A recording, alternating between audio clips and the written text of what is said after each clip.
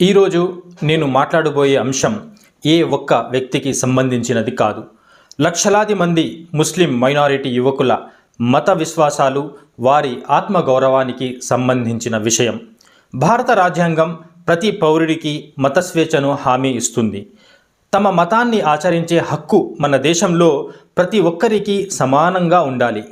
చాలామంది ముస్లిం యువకులు చిన్న వయస్సులోనే తమ మత విశ్వాసానికి అనుగుణంగా గడ్డం వదులుతారు.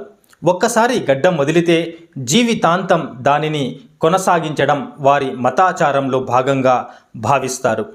గడ్డాన్ని తొలగించడం వారి దృష్టిలో ఒక తీవ్రమైన మతపరమైన అపచారం. ఇలాంటి పరిస్థితుల్లో గడ్డం వదిలిన అనేక మంది ముస్లిం యువకులు పోలీస్ కానిస్టేబుల్, సబ్ ఇన్స్పెక్టర్ ఉద్యోగాలకు ఎంపికవుతున్నారు. ఇది అభినందనీయమైన విషయం. కానీ అసలు సమస్య అక్కడే మొదలవుతోంది. వారు పోలీస్ ట్రైనింగ్ కోసం పీటీసీ కేంద్రాలకు వెళ్ళినప్పుడు శిక్షణా కాలంలో తప్పనిసరిగా గడ్డం తొలగించి క్లీన్ షేవ్ చేయాలని ప్రిన్సిపాల్లు, ఇన్స్ట్రక్టర్లు ఆదేశిస్తున్నారు.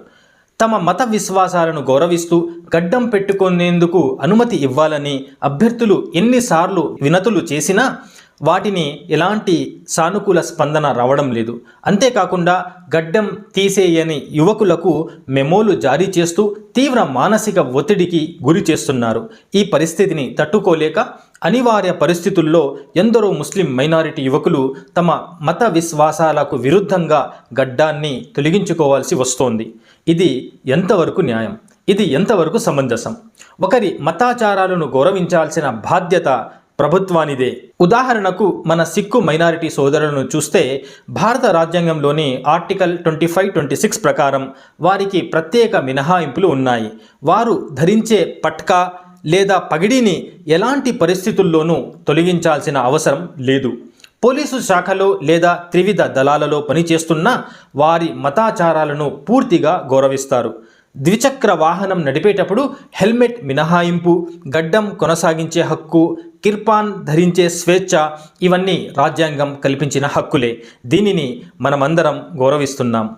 కానీ అలాంటప్పుడు గడ్డం వదిలిన ముస్లిం మైనారిటీ యువకులకు అదే స్థాయి గౌరవం ఎందుకు లభించడం లేదు? పోలీస్ ఉద్యోగంలో చేరిన తర్వాత ఉన్నతాధికారుల అనుమతితో గడ్డం పెట్టుకోవచ్చు అని చెప్పడం కొంతమేర ఊరటనిచ్చే విషయమే. కానీ శిక్షణ కాలంలోనే వారి మత విశ్వాసాలను హరించాల్సి రావడం ఏ విధంగా న్యాయసమ్మతం? ఈ సందర్భంగా నేను తెలంగాణ మరియు ఆంధ్రప్రదేశ్ రాష్ట్ర ప్రభుత్వాలను వినయపూర్వకంగా కోరుతున్నాను. పోలీసు కానిస్టేబుళ్లు, సబ్ ఇన్స్పెక్టర్లుగా ఎంపికైన గడ్డం వదిలిన ముస్లిం మైనారిటీ యువకులకు